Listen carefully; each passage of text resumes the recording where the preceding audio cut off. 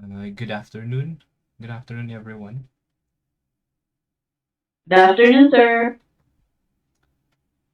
Wala pa si Mr. Aquino yata. Anyway, we will start now with our lecture. Perhaps Mr. Aquino will join us later on this afternoon. The last time we start discussing chapter 1. Chapter 1 is actually on groups and subgroups, but we started with prerequisite concepts such as binary operations. So we defined the last time what we mean by a binary operation. And for an operation to be considered a binary operation on a given set, we have to show two things.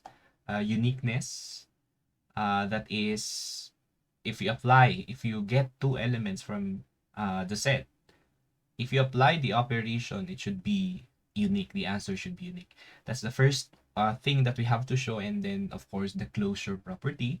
That is, if we combine two elements from the set using the defined binary operation, it should be also an element of the given set. So that's what we mean by a binary operation on a set. We also discussed other things such as isomorphisms. Yes. So isomorphism is or can be thought of uh, two two binary structures having or having similar properties. They might be differ in the notations or the sets used, but they are similar. We're actually going to continue now with the concept that is the focus of the chapter. This is on groups and subgroups.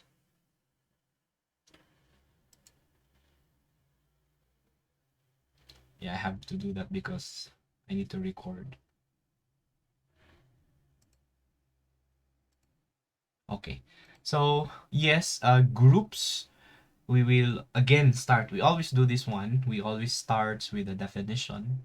We will try to understand what we mean by those definition, and then we provide proving exercises or illustrations or examples for each topic.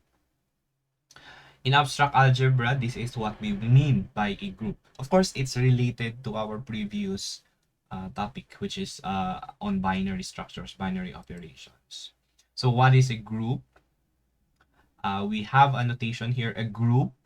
So when we say a group, there should be two objects, mathematical objects present there.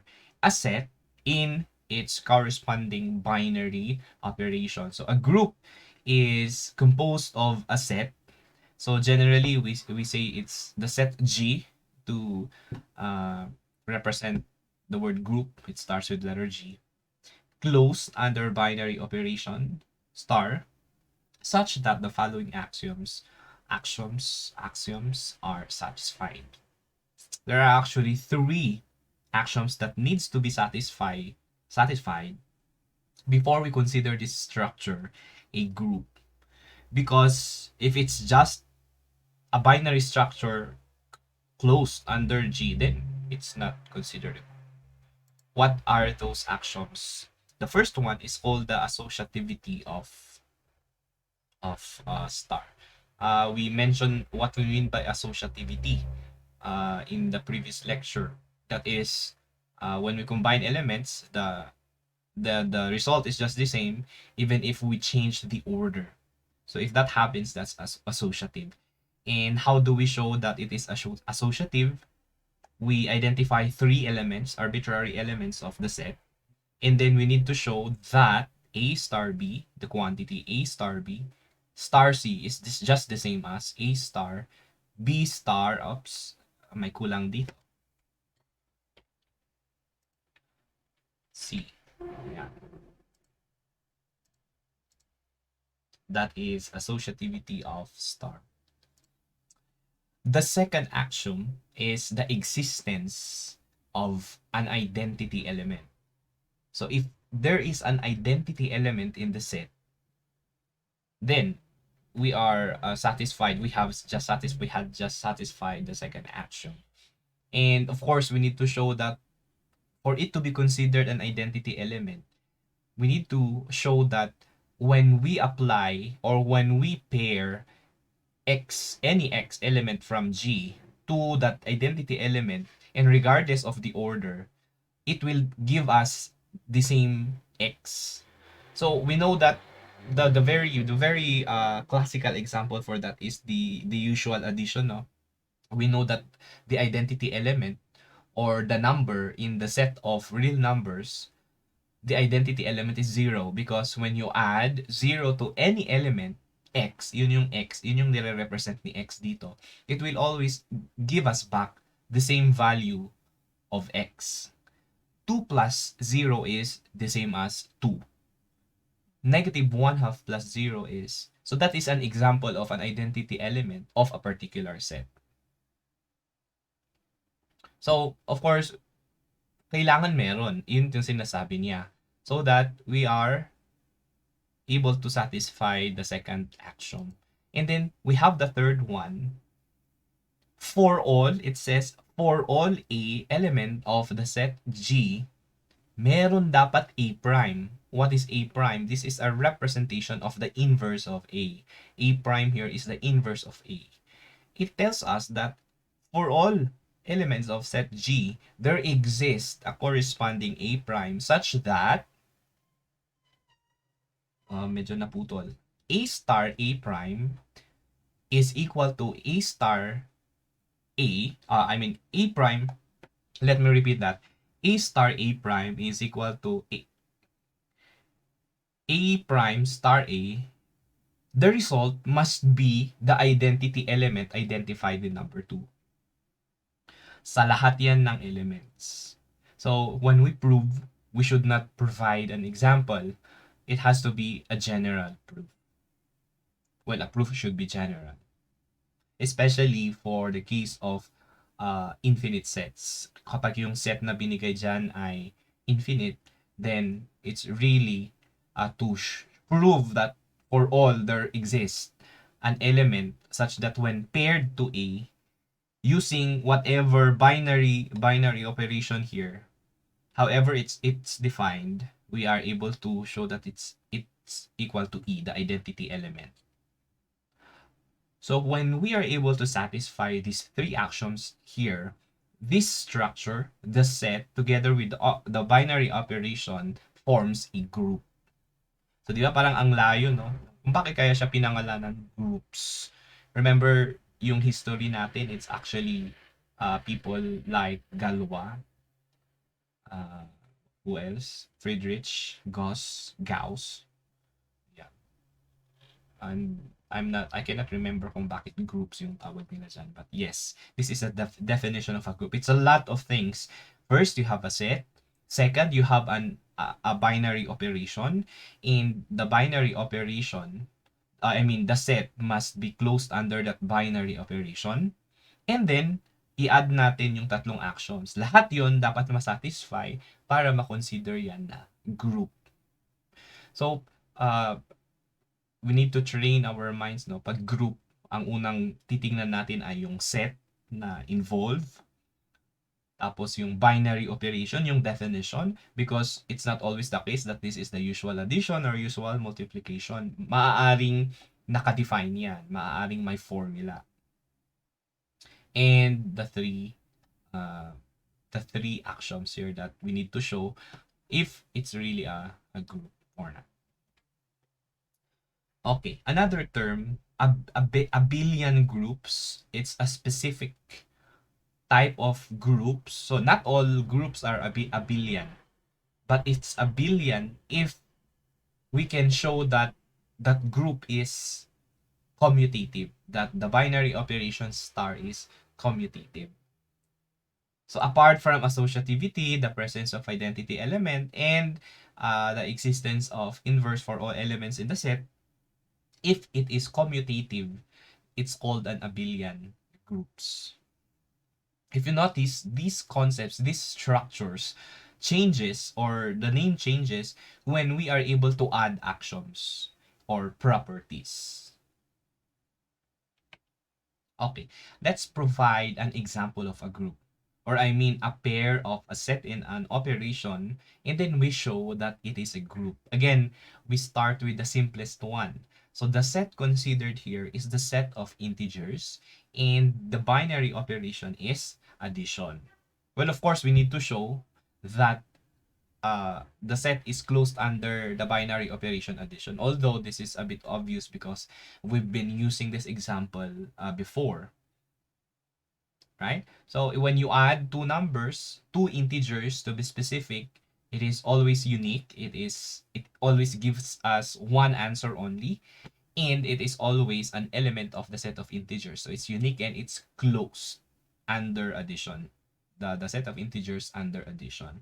So what we need to worry about now is to show that the three axioms hold for this particular structure. So first we need to show that addition, the usual addition is associative.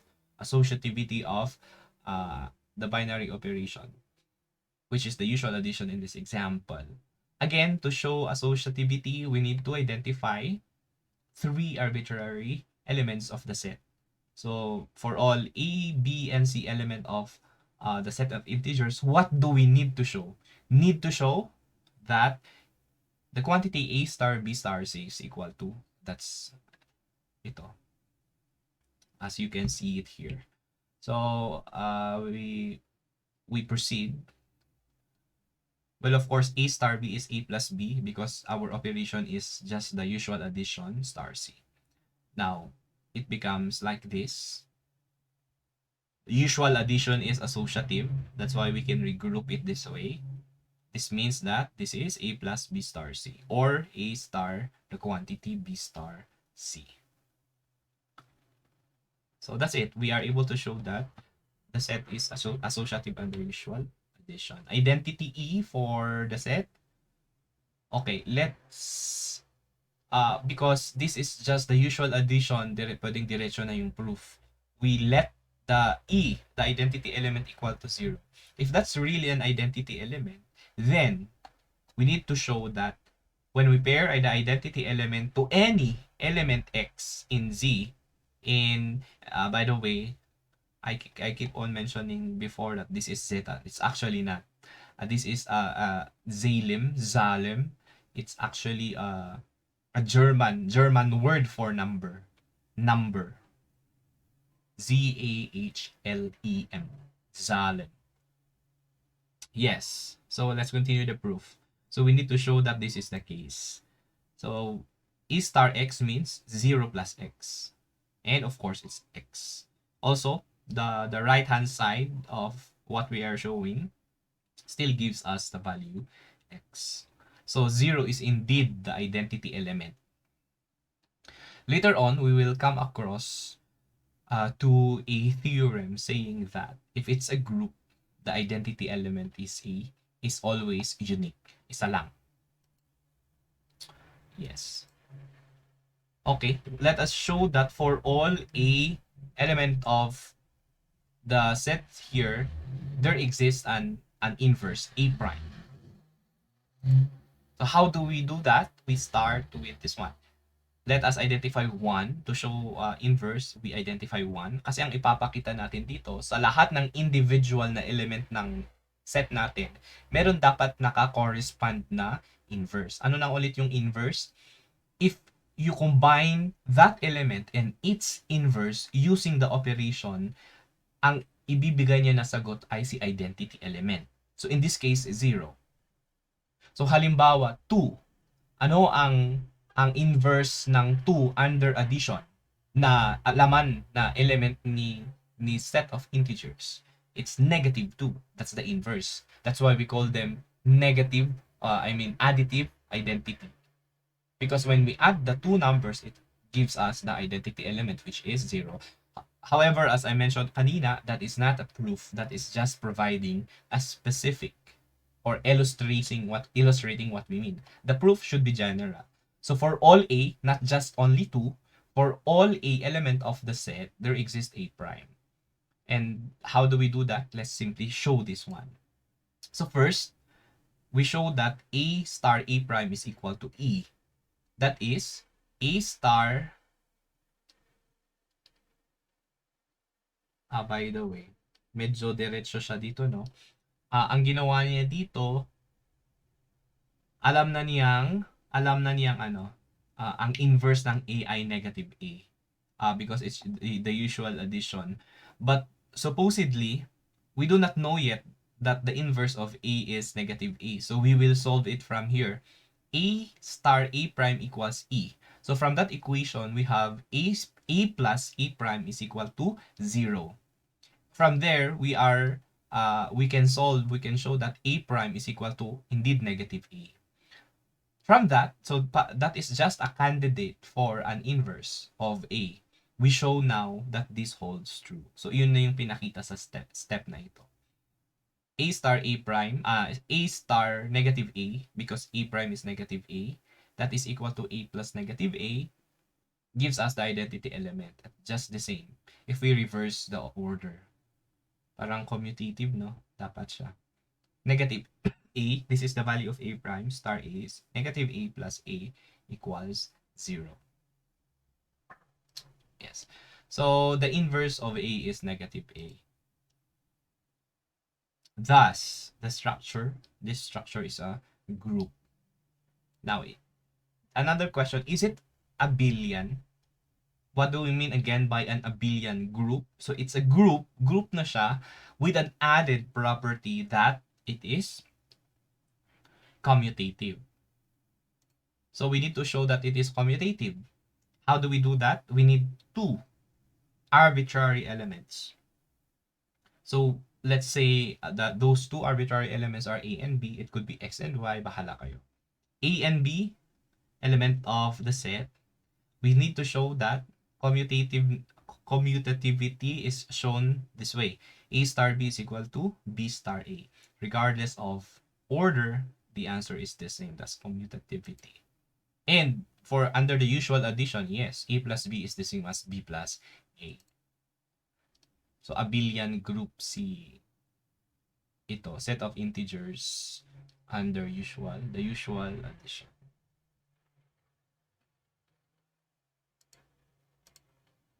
I have another example, but this is just a statement. The familiar additive properties of integers, rational, real and complex, as represented by these symbols, under addition are abelian groups. Meaning it's a group that is commutative. Parang generalize niya na, no? If the set is the set of integers, under addition, as was presented in example 1, is an abelian group. Actually, it's the same with when we change the set to the set of rational numbers. Still, the operation there is the usual addition. Or if we go to a bigger set, that's the set of real numbers or the set of complex numbers. If it's just under addition, the group, the structure is the structure that is formed is always an abelian group. Okay. This is our third example. Let us have this one so that we have a change of objects, no, mathematical objects. Para hindi kailangan numbers lang, real numbers, integers yung pinag-uusapan. So this time, the set that we have is the subset S of the set of all matrices or n by n matrices whose entries are real numbers. That is denoted by m sub n of R. So these are n by n matrices whose entries are real numbers. Pero yung set na kino-consider natin is a subset of it. Why is it a subset? Because we are only considering the 2 by 2 matrices under matrix addition. We want to show if it is a group. So, well, the first thing that we need to show before associativity is to think whether matrix addition is indeed a binary operation under the set S.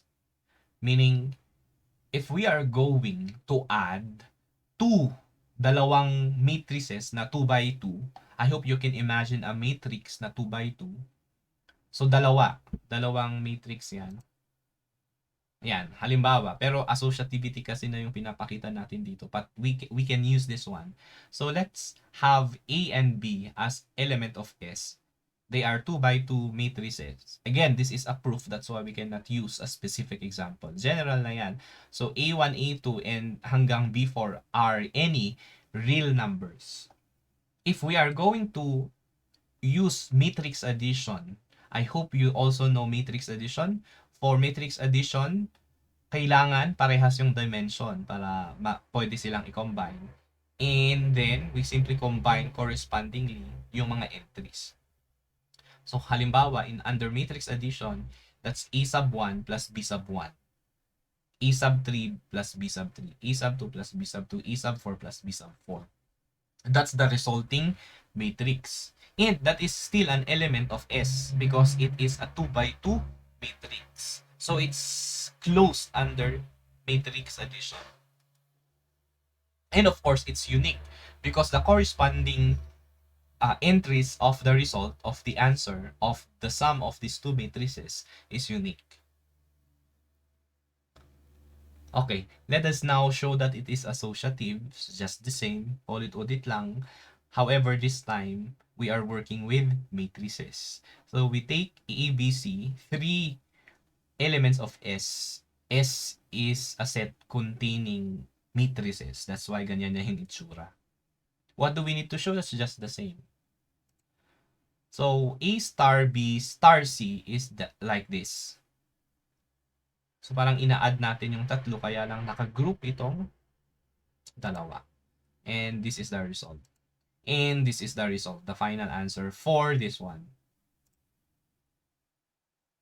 And then, we know that addition is associative. That's why we can, commutative. That's why we can change the order. And if we do that, we can arrive at A star B plus C. If you do not want this one, so you work on one side and then come up with the other side just to prove this one. Pwede din namang, like what we illustrated before, we answer this one and then give the result, and then in a separate solution, we also answer the right-hand side and then use the transitivity property of equality. So kung parehas yung result after computing the two sides of these equations, the sides of these equations, then still we are showing that this holds true for any A, B, and C element of the set S. That's associativity. We also show that there exists an identity for matrix addition. Star here is matrix addition. Now, ito yung sinasabi natin kanina na shortcut doon sa first example natin. So, the first step is to look for a candidate for E. Kasi kailangan nating ma-identify muna ito bago natin ipakita itong condition na ito. So, our first step is to look for it muna, and then we show that after looking for such E, we show that E star X is equal to X star E equal to X. So how do we do that?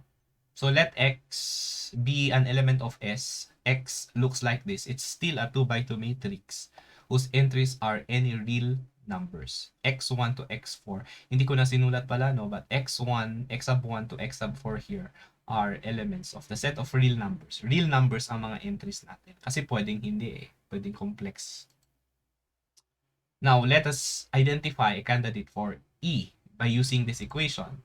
So, E plus X is equal to X for it to be considered an identity element. If we put this one by equality, by addition property of equality, because this is still an equality, if we subtract the same, para maiwan itong E sa left side, no, we have this one.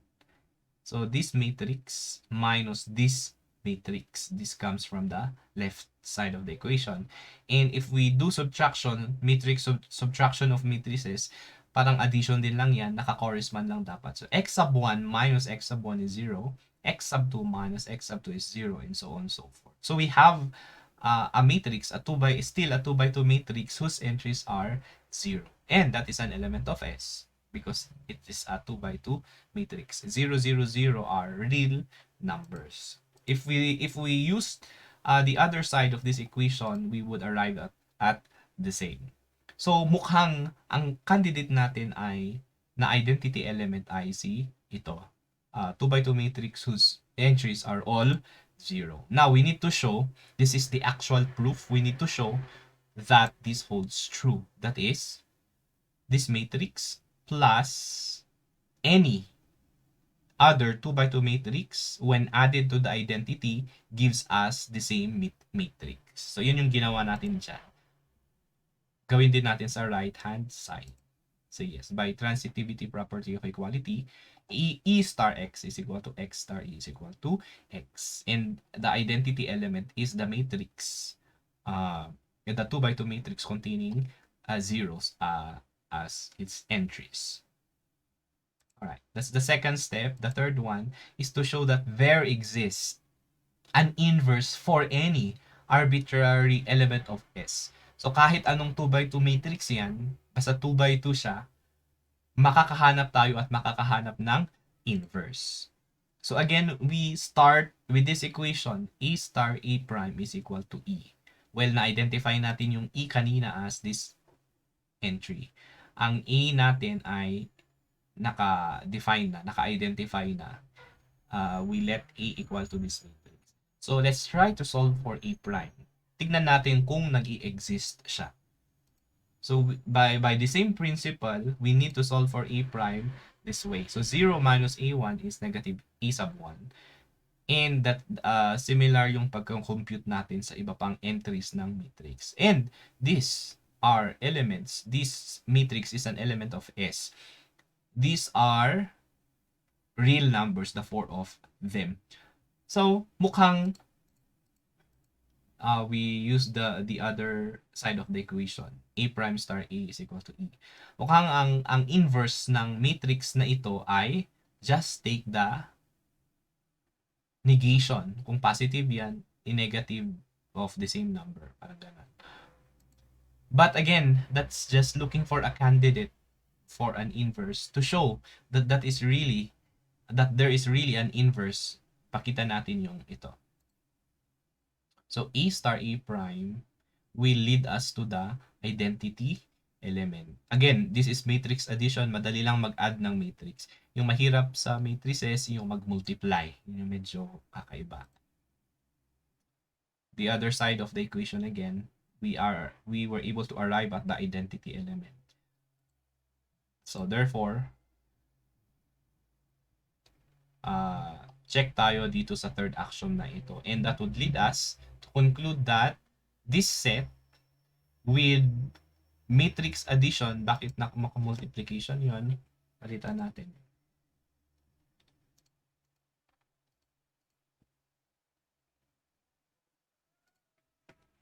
Matrix addition yung pinag-uusapan natin.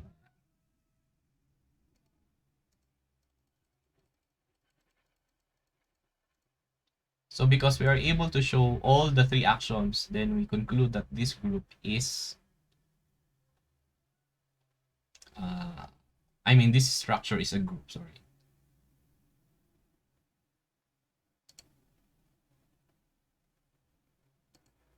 Example 3. Katuloy ito ng example 3. We were able to show that this structure is a group, but is it an abelian group? Again, abelian is talking about the commutativity of the set under the operation.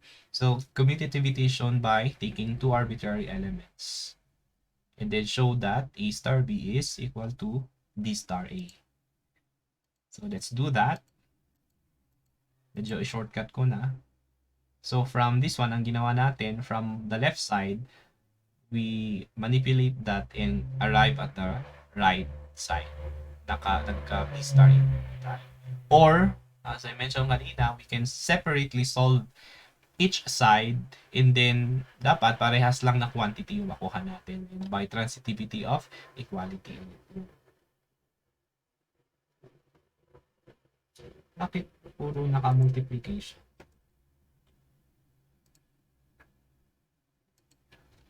Addition yun. Kasi matrix addition ang operation natin. Okay. Let's now consider another example. Ibang ano na naman to, example. This is not the set that we are talking here is not just a regular set of numbers. Real numbers, rational, integers, hindi. This is what we call the multiplication modulo n.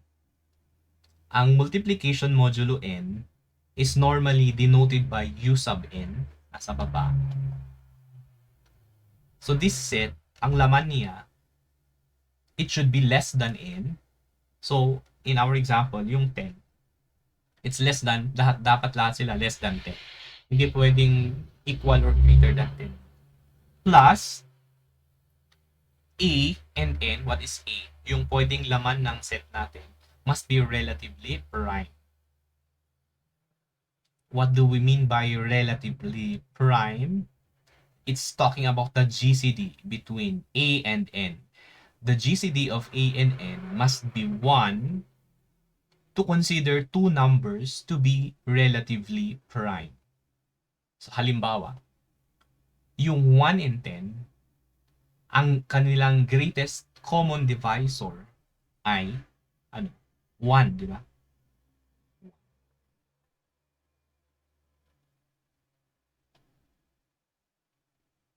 So ito mali Bakit 2? Should be 3. 2 is not an element because 2 is not relatively prime with 10. Nagkamali ako ng in-encode. Anyway, we are trying to illustrate what we mean by two numbers that are relatively prime. Two numbers, again, are relatively prime if their GCD, common divisor, is 1. Well, 2 and 10 are not relatively prime because the GCD is not equal to 1. Actually, the common divisor there, the greatest common divisor, is 2. So, it's not equal to 1. They are not relatively prime. Actually, ang dapat na nandyan ay 3.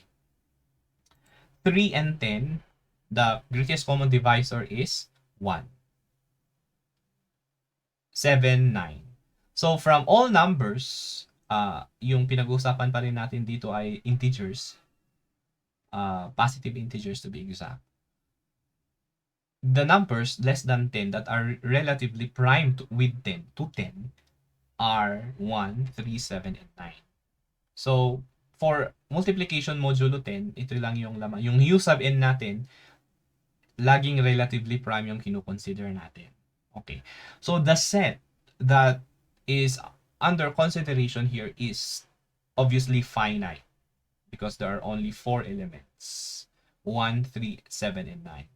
So, normally, for structures like this, we prepare a Cayley table. Cayley. Para alam natin, so I believe we provided an example of this the last time.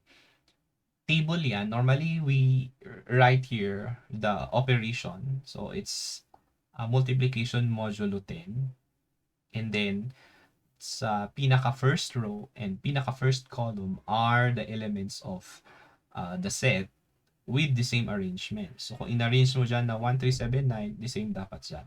This is the body of the Cayley table. This gives us the answer when a pair of numbers from the set is computed under the binary operation. Now, we are talking about, so bakit 1, 3, 7, 9, 3, 9, 1, 7, 7, 1, 9, 3, 9, 7, 3, 1 yung sagot. Ibig sabihin, 1 star 1 is 1. 3 star 7 is 1. Hindi ba dapat 21 kasi multiplication? Hindi. We are not talking about the usual multiplication here. We are talking about the multiplication modulo 10. Modulo tayo, ibig sabihin, we are referring to the remainder. We multiply two numbers from this set and then take the remainder when divided by 10. Yun yung ibig sabihin ng multiplication modulo 10. It's different when we use addition modulo 10. Well, obviously, the difference is the operation addition. Kung addition modulo 10 yan, ang laman niya, so that is denoted by Zalim sub n. Z sub n. Parang ganon. Nasa side note natin sa baba ng slide. For addition modulo n, normally ang laman niyan ay lahat ng numbers starting from 0, 0, 1, 2, until n minus 1. So, the integer before n minus 1. So, ang z sub 5 natin, ang laman niya, it's the set containing 0, 1, 2, 3, 4. That is for addition modulo n. We use these notations para pagkakita natin, pagtingin pa lang natin, alam natin, andun tayo sa addition modulo n. Pero kung u sub n, nasa multiplication modulo 10 tayo. And normally, relatively prime. Numbers that are relatively prime to n, yun yung nandun na laman ng set. So anyway, let's verify so that we can have a grasp of it. 3 star 7, for example, is 1. Why is that? 3 times 7 is 21. When you divide it by 10, that is 3 remainder 1. Remainder is 1. So parang 1 star 1, 1 times 1, mod 10 is 1. 3 star 1 is 3. 7 star 1 is 7. Ganon. 9 star 9 is, di ba, 81 yan. Mod 10 will give us, meaning divided by 10, will give us a remainder of 1. 9 mod 7. What is 9 times 7? 63 ba? Modulo 10, that's 6 remainder 3, kaya 3 yung sagot natin dyan. So these are actually the answers. All possible answers for any pairing ng ating set under modulo, multiplication modulo 10. Now, what we want is to show that this is a group. So we have here a set, a finite set containing 4 elements only, and our binary operation is the multiplication modulo 10. So to show that it is a group, we need to show, hindi siya naka-animate, anyway, naka-show na lahat. We need to show, first is associativity. Now, ito yung medyo mahirap for finite sets because we need to exhaust all the possible combinations. Because for associativity, we take, di ba, 3 elements. Dahil finite yan, we can actually exhaust all possibilities. There are 64 combinations. Well, for the sake of this presentation, I cannot show you all the 64 illustrations. Hindi tayo matatapos. Malaking space ang kailangan. Pero ganyan yung example. First case, kunyari, 1 star, the quantity 7 star 3 is equal to 1. 1 yung sagot dyan. And if we change the grouping, for example, we start with 1 star 7 star 3, 1 pa rin yung sagot. Now, you need to do that for the other 63 cases kasi finite siya. Again, for the identity element, ano dito yung element? So the identity element must be coming from the same set. Ano dyan kaya ang element na kung pinair natin sa kahit ano pang ibang element, including itself, it will give us the same number. So halimbawa, 1, we start with 1. Star 1, the answer is 1 because 1 times 1 mod 10 is 1. 1 star 7 is the same as 7 star 1 is 7. And it seems that the identity element here is, so there exists an identity element. It's actually 1. In a Cayley table, normally, yun yung makakapagbigay. Yun yung element kung saan magbibigay siya ng buong sagot for an entire row or entire column na the same yung arrangement niya dun sa arrangement ng top row or top column. So anyway, y is again 1 the identity element. If you look at it, if you pair any element of any of the 4 elements sa 1, ibibigay na yung parehas na number. Inverses. So there are 4 elements. We need to show that of all the 4 elements, lahat sila merong kanya-kanyang inverse. So, paano natin titignan yung inverse? Ano yung ibig sabihin ulit ng inverse? If we're going to pair an element, all the elements, to another element found in the set, it will give us back the identity element. The identity element is 1. So, what are their inverses? So, halimbawa si 1. Anong element ang makakapagbigay ng 1? Itself, it's still 1 because 1 star 1 is equal to 1. How about 7? Ano yung pair niya dapat under modulo 10, multiplication modulo 10, that will give us the identity element? It should be 3 because 7 star 3 is from the table, based from this table, it's equal to 1. The same with 3 and 9. So, na-exhaust natin, all the 4 elements, 1, 3, 7, 9, have corresponding inverses. So, check tayo. U sub 10 is indeed a group under multiplication modulo 10. Is it abelian though? Tuloy natin, abelian ba siya? Because the operation is commutative as indicated by symmetry along the diagonal line in the table. Yes, abelian yan. But you can check if you want. Kung ayaw mong gamitin yan, we can actually check. For all pairings, commutativity holds true. So, ilang pairing yan? For 16. 16 pairings. Tapos pag baliktarin mo, dapat parehas lang yung sagot. But, anong ginamit natin dyan? Yung symmetry. I think na-mention natin ito before. Commutativity yung pinapakita niya. So, except the diagonal line, that's your line of symmetry. If you compare the upper triangle here, right triangle in the lower left triangle, symmetric sila. 3, 3, 7, 7, 1, 1, 9, 9, 7, 7, 3, 3 pa rin. Parang mirror lang siya. Minirror niya yung lower left triangle sa upper right triangle. Yung triangle na sinasabi ko, ito. Nag-form sila ng triangle. Yan.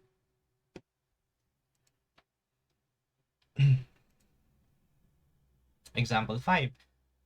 We are still providing examples for groups. Not subgroups, mamaya pa yan. The set here under consideration is the set of positive integers. That's why we have z raised to plus. Under usual addition is not a group. Yung kanina, yung number 1 na example natin, that is the entire set of integers. Pero kapag ilimit lang natin siya sa set of positive integers, hindi na daw siya group. Bakit? Because yung set of positive integers starts from 1, right? 1, 2, 3, and so on, so forth. The first reason why that is not considered a group is it has no identity element. Kasi set of positive integers yan, hindi kasama yung 0. So, wala na siyang identity element. Now, I'd like you to participate. Aside from that, what axiom among the 3 is not satisfied? So first, wala siyang identity element. So anyway, that is enough to say that this is not a group. Kahit isa lang doon sa tatlong axioms ay hindi na-satisfy, we can always conclude that. But for the sake of discussion, ituloy natin. Ano pa ang axiom na hindi na-satisfy or na-satisfy ba yung iba? Anyone from the group? Inverses. Meron bang inverse? Sir, wala po. For example, so counter example lang. Yung sa negative po. Ano yung negative? What do you mean? Wait lang, sir. Ano yung elements sa set of positive integers ang walang inverse?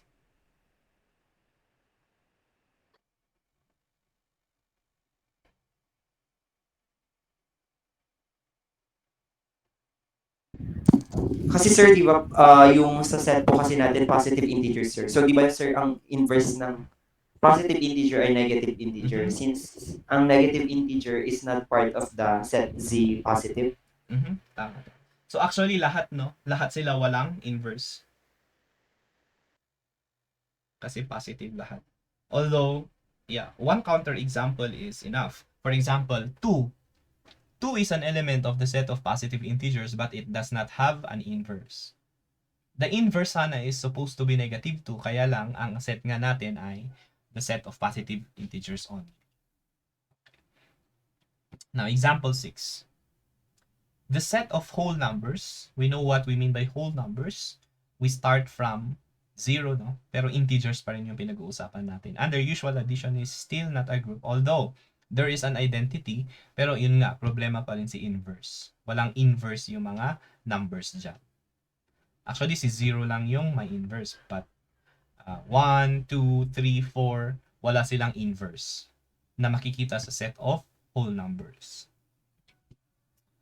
The set of positive integers under multiplication is still not a group. There is an identity and that identity element is 1. Because if you multiply any number to 1, it gives you back the same number. That's the definition of an identity element. Pero walang inverse ulit yung mga elements. Bakit? Magbigay nga tayo ng halimbawa.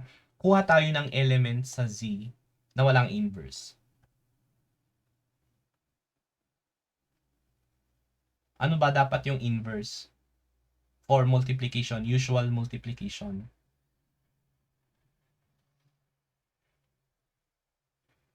So if A is an element of the set, the inverse must be something na when paired with A, it gives us our identity element na 1. Tama ba?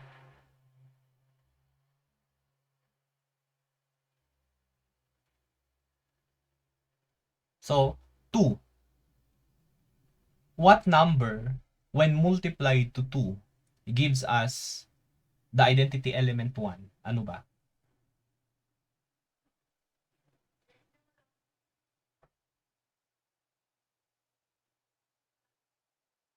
It is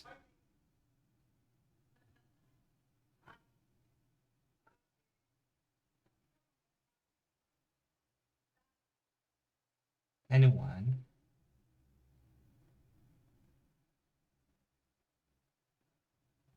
It's supposed to be 1/2. Tama? Kaya lang, we are not talking about the real numbers. So 1/2 is not an element of the set of positive integers. Wala siyang inverse sa set of positive integers. Another one, the sets. What is that? What is this? The set of positive rational numbers and then the set of positive real numbers, including by the way, kapag ang subscript natin ay star, ibig sabihin non-zero.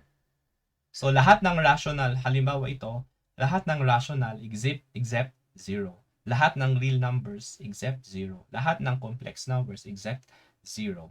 Ang operation natin ay multiplication. They are abelian groups. Although na-mention na natin yung first, pero ito. Abelian groups yan.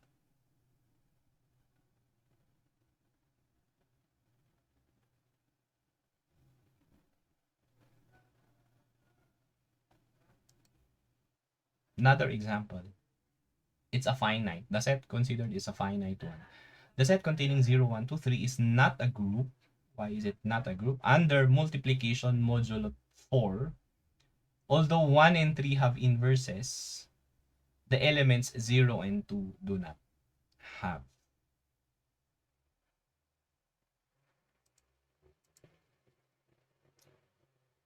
Elementary, so we are done with the examples of groups. Now there are theorems that statements that holds true if we are able to show that a structure is a group. So I'm going to list them all, although we will not be showing the proof. However, you can find the proof on the references that I gave you. Nandun lahat yung proof ng theorems na ito. What is the first theorem I will be presenting to you? The cancellation laws. If G is a group with binary operation star, then the left and right hand cancellation laws hold in G. That is, A star B equal to A star C implies that B star C. Bakit sa tinatawag na cancellation laws? Parang nag-cancel siya ng A. A star B, A star C, common ang A sa dalawang sides ng equations. Cancel natin. So that we can conclude B equals C. Ganon din, if we have different order, B star A is equal to C star A, we can have B star A by canceling uh, the common element there, which is A. This only holds true, remember, if nakastablish na yung binigay na set and binary operation is a group. Meaning, na-satisfy na yung tatlong action na yun. And it's actually a binary operation under the set. Another theorem, if G is a group with binary operation star, and if A and B are any elements of G, then the linear equation A star X equals B and Y equals Y star A equals B have a unique solution X and Y in G.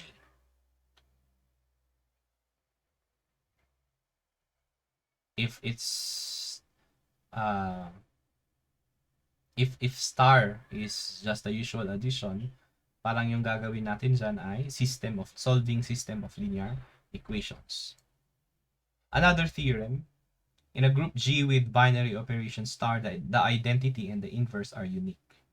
That is, there is only one identity E such that E star X equals X star E equals X for all X element of G, and for each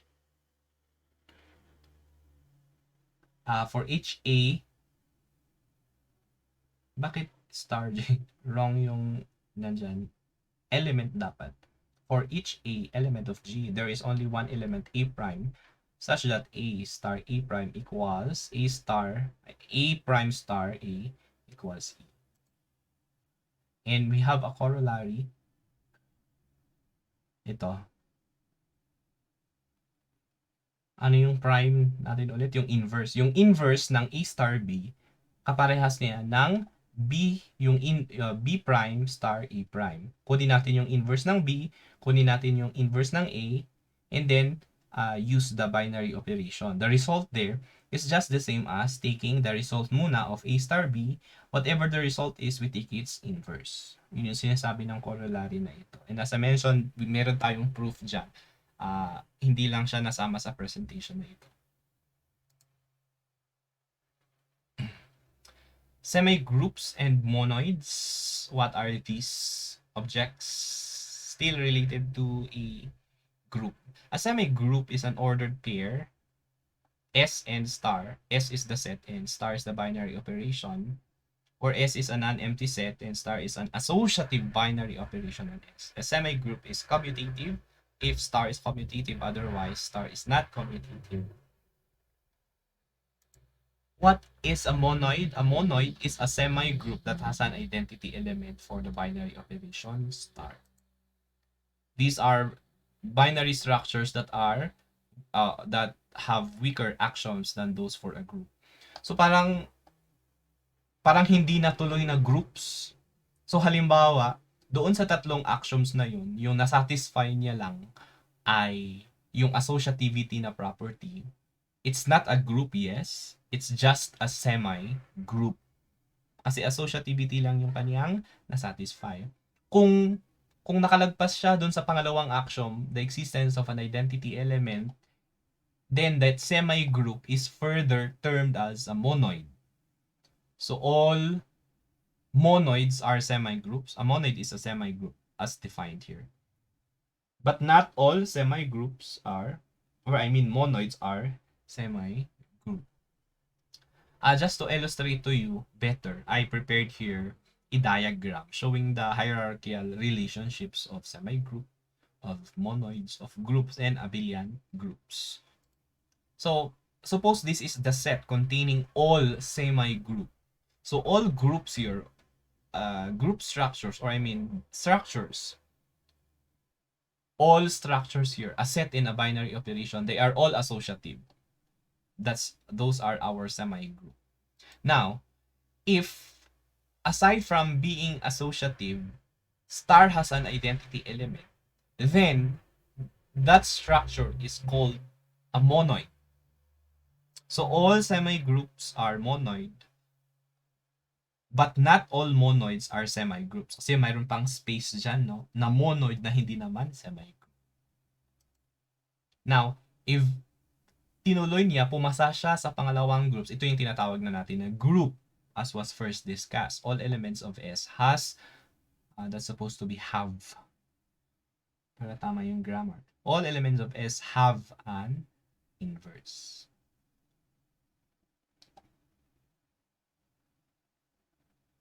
And, pag meron pa siyang nasatisfy na property, what is that property or axiom? Commutativity. Then that particular group is considered now an abelian.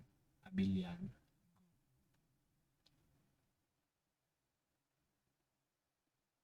Although, parang may mali, no? Not all groups are abelian. So parang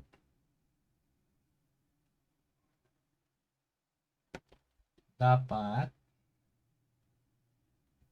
let me change that one. Because if this is the case, then all groups are abelian groups, but it's not.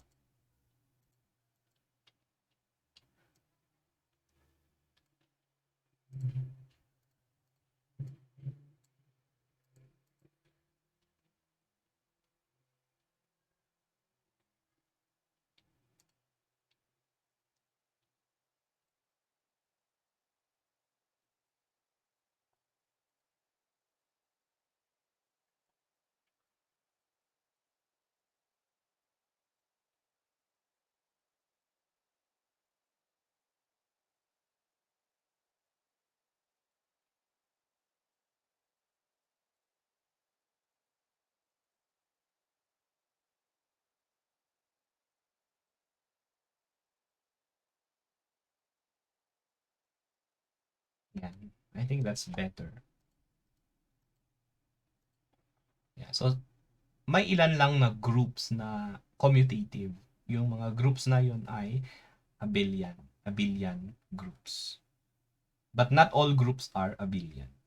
Yes, because it is possible that they are only able to satisfy the three actions, but it's not commutative. All right, let us proceed with some examples of semi-group. Let S be a set and P of S, this is the power set. We have this one under the preliminary chapter. The structure P of S and the union of sets, the operation, because we are now talking about sets. Siyempre, mag-iiba na yung klase ng operations, yung binary operations na meron tayo. For sets, we have the four operations: union, intersection, complement, set difference. It's a commutative semi-groups with identity. So if it's with identity, then it's a monoid. It's not just a semi-group. Kung commutative yan, sabihin lang natin na commutative, monoid. Hindi siya abelian kasi hindi siya group. Let S be the set of let S be a set of functions, dapat yan. Let S be the set of functions, and let F, G, and H be functions mapping S into S. So S is a collection of functions. The binary operation star defined by composition of functions is associative. That is F of G of H is equal to F of the quantity G of H. So kung associative daw yan, then it is a semi-group.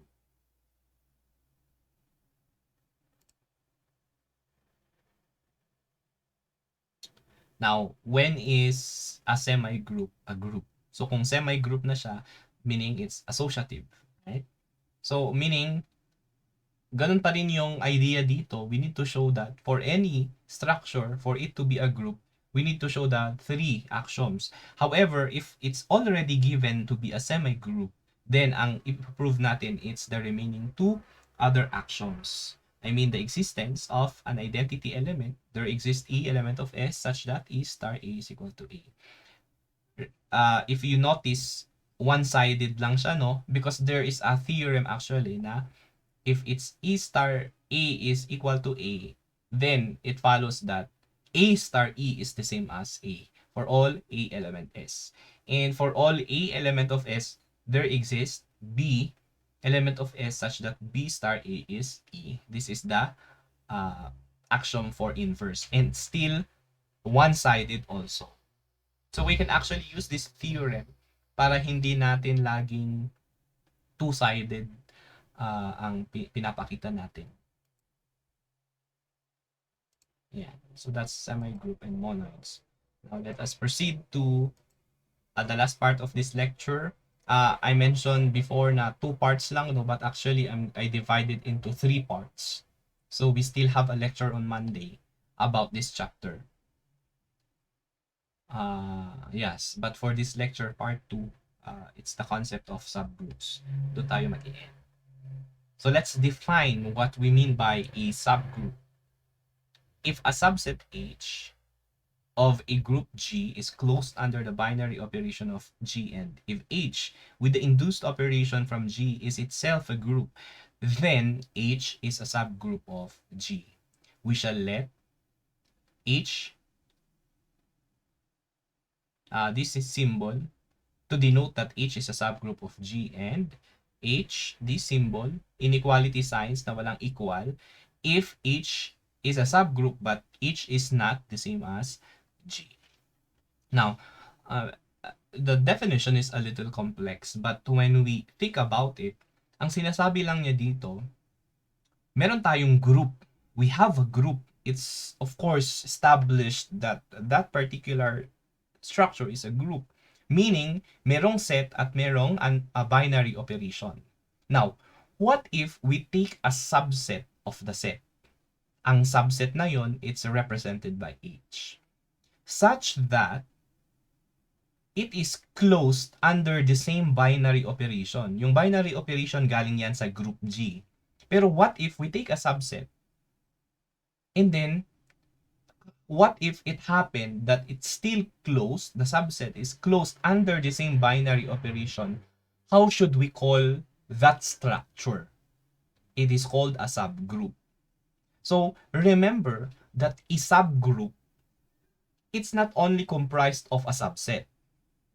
So meron kang subset plus it's still closed under the binary operation of the given group.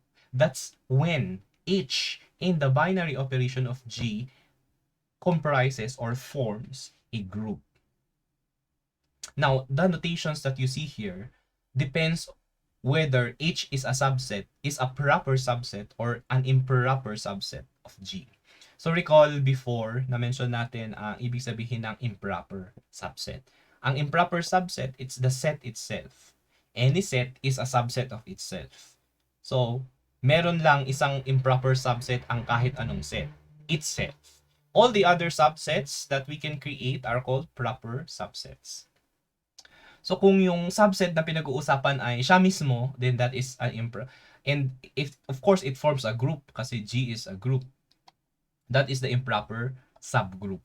However, if the subset is proper and napakita natin na group yan under the same binary operation, then it is a proper subgroup.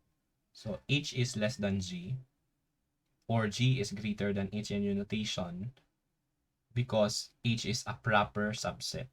So let's just show that it is also a group, then it's called a proper subgroup.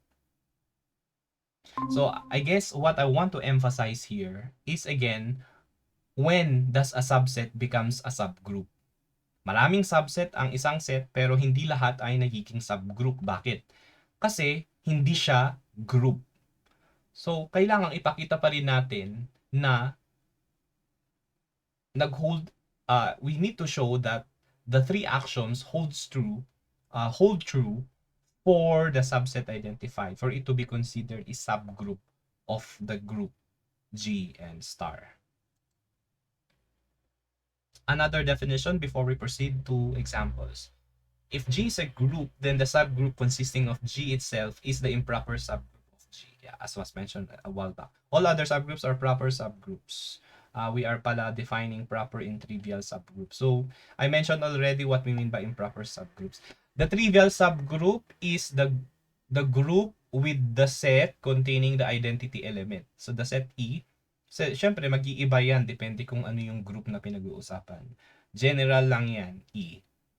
That is called the trivial subgroup. Well, the trivial subgroup is a proper subgroup still, no? Because it's not the improper subgroup. Okay, let's now have examples. Now, we have a set here. It's R raised to N.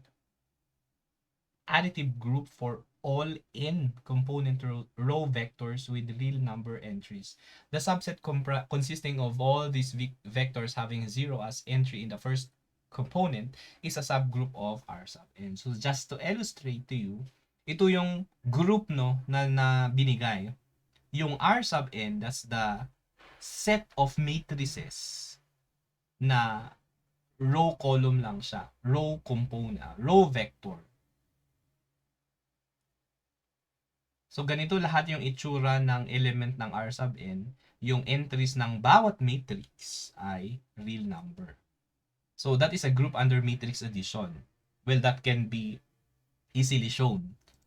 Now, a subset is the set of all matrices na a row vector pa rin siya of n component. Kaya lang, yung first component niya ay laging 0. Naka-fix na siya na 0. Well, obviously, this is a proper subset of this set because it's not the same.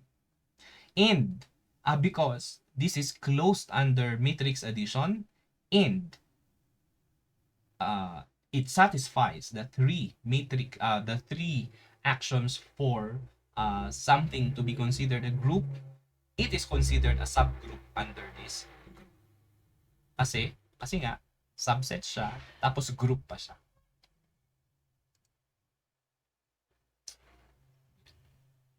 Itself, if you look at it, syempre parehas siya kay R sub n. I mean, R raised to n, hindi siya R sub n. It's the improper subgroup. This is a subgroup containing the identity element. So, it's the trivial subgroup of R sub n. Another example. The set of positive rational numbers under the usual multiplication is a proper subgroup of this group. Ano yung group natin? The set there is the set of positive real numbers under usual multiplication. Siyempre, the set of positive rational numbers is just a subset of it. It is a subset at the same time since it satisfies all the condition of a structure to be a group, then it's considered a subgroup. Although wala siyang proof dito, it's just stating. Another theorem is subset H of a group is a subgroup of G if and only if ito na yung papakita natin. So what should we check? Because G is already given as a group. Ano yung ipapakita natin? First, we need to make sure that H is still closed under the binary operation of G. Second, that the identity element E of G, so yung identity element ng set G na yan yung group mismo, dapat element din ng subset natin. And for all element A of our subset H, it is true that A inverse is an element of H. We are again using a different notation for inverse, sorry. But kasi kanina prime, we are not consistent with the notation, but just to tell you, this is inverse. A inverse, element of each also. So basically, it's the same except for associativity, no?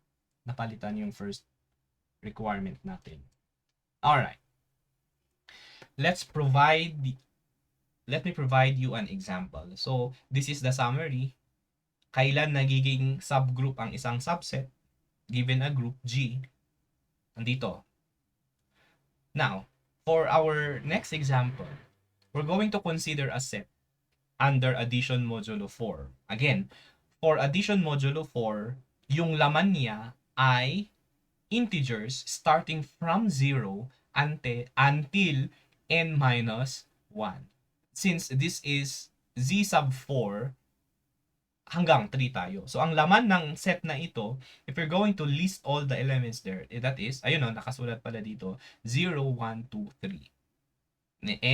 And ano na yung operation natin dito? It's addition modulo 4. I have provided already the Cayley table here para makita natin lahat ng combinations and the corresponding results. So halimbawa, ang 3 star 3, dahil ang operation natin ay hindi siya usual addition, it's addition modulo 4, we need to take the remainder after adding. So 3 plus 3, kanina times kasi that's multiplication modulo 10. Ngayon, addition modulo 4. So 3 plus 3, that is 6, modulo 4, ano ba yung remainder pag dinivide mo ang 6 ng 4? 2. Kaya 2 yung nakalagay dyan. 2 plus 3 is 5. Modulo 4, or divided by 4, ang remainder niya ay 1. Kaya 1 yung sagot niya. So, syempre, ganun sa lahat ng results na nandito. Now, what you see here are all the subsets of the set. So, group ito provided na group itong Z sub 4 under addition modulo 4. Well, because actually, the identity element for this group is what? 0. So, if you notice, if you pair all elements 0, 1, 2, 3 to 0, it will give you back the same number. So halimbawa, 0 star 0 is 0, 0 star 1 is 1, 0 star 2 is 2, 0 star 3 is 3. It always gives us the second pair. So this means that this is an identity element. Okay. How about inverses? Ano yung inverses ng 0, 1, 2, 3? For 0, ano yung pair niya para yung result is the identity element?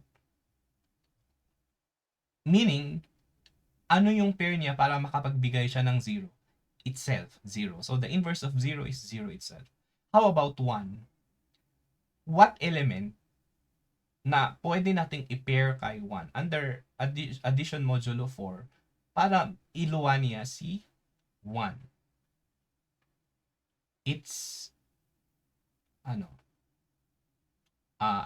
0 para ibigay niya si identity na 0. It is 3. So 1 star 3 gives us the identity element. 0 star 0 gives us the identity element. So 0, 0, inverses of each other. 1 and 3, inverses of each other. 2 and 2 are inverses of each other. 3 and 1 are inverses of each other. Yun. So, indeed, Z sub 4 under addition modulo 4 is a group. Actually, that's not the point here, pero basta sabihin lang natin. Ngayon, kukunin natin lahat yung subsets ng ating set. We can exhaust all because this is finite. Although, if it's infinite, we can always identify a subset naman. But for this particular finite set, nakalista na dyan yung lahat ng subsets na pwede, including the null subset and the improper subset, meaning itself. Now, ilan kaya sa kanila yung pumasa na subgroup? Remember, for a subset to be a subgroup, considered a subgroup, kailangan check lahat yung tatlong to. Now, we can remove this set because a group can be defined only on non-empty set. Definition pa lang ng group, hindi pwedeng empty yung set. So, remove na yan. Next. doon sa second criteria natin na the identity element of G must be present in the subset. If we look at these sets, hindi kasama yung 0. A 0 is the identity element of the group Z sub 4 under the operation. Pero hindi siya kasama, kaya hindi yan pwedeng maging subgroup. Subset lang siya, pero hindi siya pwedeng maging subgroup. Tanggalin natin yun. What else? Although merong 0, 0 dyan, kaya lang, halimbawa, no, yung kapag nag-add tayo, or I mean, kapag nag-combine tayo ng elements, halimbawa, 3 plus 3 dito, ang sagot niya ay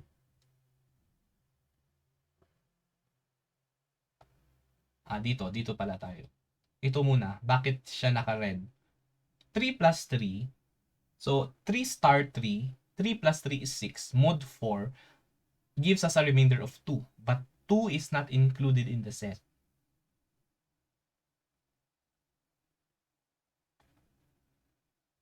What else? 2 plus 3, dito naman sa set na ito, if we add the two members here, so ibig sabihin hindi close, no? 2 plus 3 is 5. Remainder divided by 4 gives us a remainder of 1. So yung 1, hindi siya laman dyan. Hindi na satisfy yung first na requirement. It's outside this set. Ganun din sa 1 plus 2. It's 3. Mod 4 is still 3. Wala namang 3 dyan sa set na iyan. So, mawawala ang mga to. Hindi siya pwedeng maging subgroup. How about this set? Ano yung problema dito? 1 plus 3.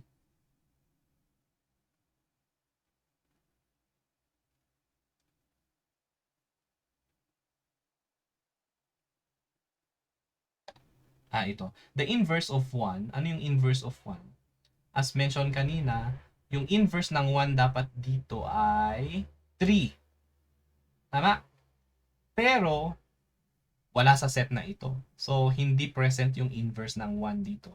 Hindi pa rin siya pwedeng maging subgroup. So, yung naiwan na lang ay yung proper subset 0, 2, the set 0, 2, and 0. Well, of course, this is the improper subgroup already because it's the same set under the same operation. The only proper subgroup here are these two sets.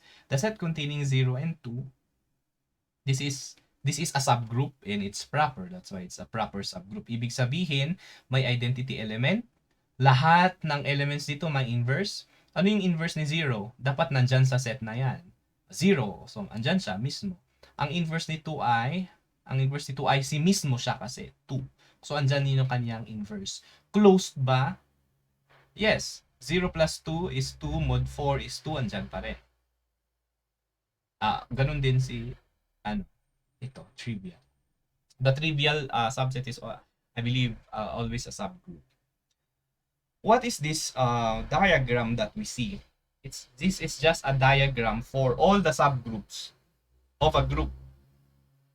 So we start. So how do we create it? We start with the group, of course. So Z sub 4. Z sub 4. And then, we use a vertical line. Yung susunod dyan, it's the subgroup with more elements. Siyempre, dalawa yan. Kaya, yan. Nandyan sa level na yan. Kung, kunyari, tatlo sila na kaparehas na sets na tigda dalawa yung laman. Ibig sabihin, i-level natin. So perhaps one set is located here, tapos another ay nandito. Ibig sabihin, they are of the same level, of the same order. Hindi pa natin natatouch yung order, but just the number of elements there.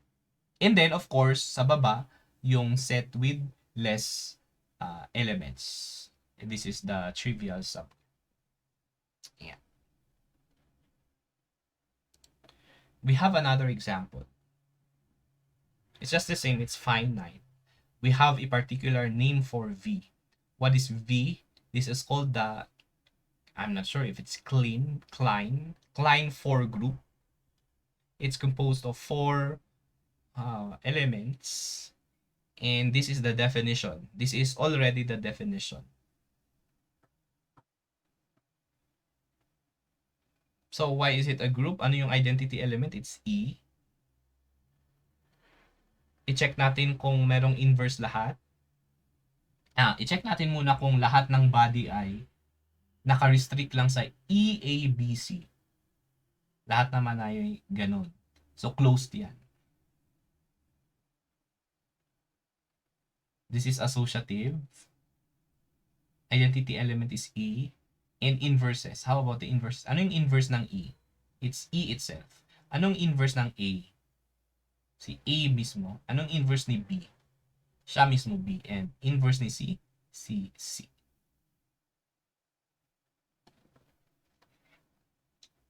Now, of all the listed subsets, which of them forms a subgroup? So, ganun din, eliminate din natin, depende kung ano yung hindi na-satisfy. Again, this is a null set. Groups cannot be defined on an empty set. And then, tanggalin natin ang mga to. Bakit ulit? Why should we remove this one? Ano yung, bakit hindi sila pwedeng maging subgroup?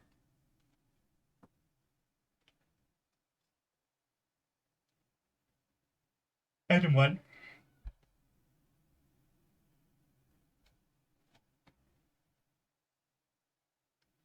Identity po ba, sir?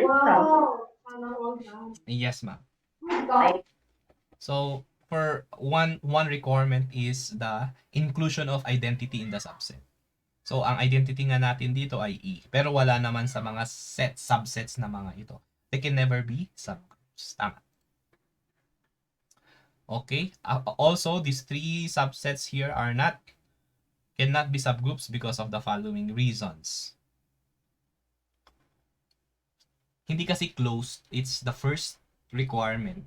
Bakit hindi closed? Merong elements pairing dyan. A, halimbawa, A star B. If we trace back the value of A star B, A star B, so A at saka B, the answer is C. But is C a member of this subset? No, it's not. Parang outside the set yan. It's not closed. The same reason for the other two sets. Halimbawa, B star C. B star C is A, but we cannot find any A here. A star C is B, pero wala namang B sa subset na ito. So, they can never form a sub. So, actually, ang subgroups lang dito ay yung mga naiwan. So, how many of them? 1, 2, 3, 4, 5. Of course, including yung improper subgroup. It's the group itself. It's the subset itself. And then, here are the proper subgroups. And again, the trivial subgroup. This is the lattice diagram. Again, yung visual. So, let's start with the group mismo. It's V, the Klein for group. And then, meron siyang nabuo, meron tayong na-identify na tatlong subgroups. Each has 2 elements. That's why magkaka-level ang mga yan. And then, sumunod yung lesser elements na subgroups, the trivial subgroup. Yes, we call this the lattice diagram for subgroups of a group.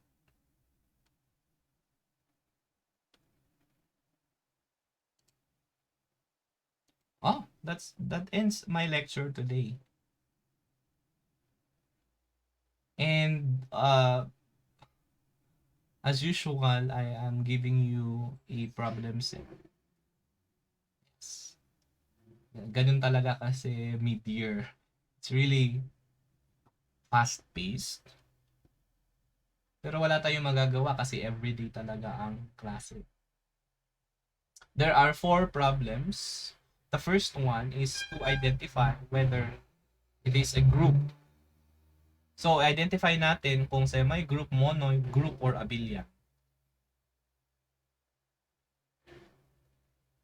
Ang semi-group in monoid, automatic naman na ibig sabihin ay hindi na siya group. So, there are 3. And then, sa number 2, actually, ganun din. Although, merong added na question. Number 3 and number 4 is similar to the last part of the lecture. So, this time, it's Z sub 6. So, again, ang operation natin dyan ay addition modulo 6. And we should know the elements. To finite yan, containing 6 elements pa rin naman, nagsimula ng 0.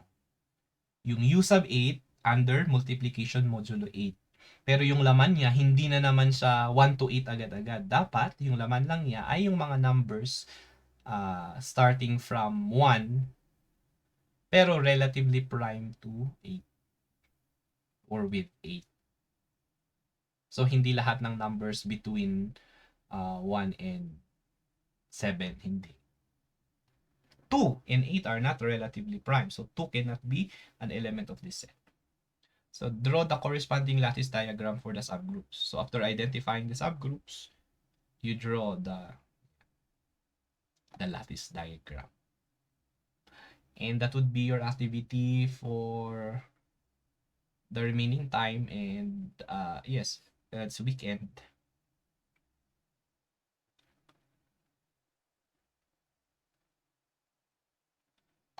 I will put na lang this one in our Google Classroom para you do not have to copy it or take a screenshot of it. Alright, I'm going to end the lecture with this slide. We still have the last part of chapter 1 on Monday. Unless you have questions, we can end the lecture with this. May tanong ba? May I ask, kumusta naman? How are you doing with these lessons? Ang hirap mag-recall, to be honest. Mag-recall, ma'am. Anyway, we have the recording. I hope you've been checking those. Yes po naman. Yes, sir.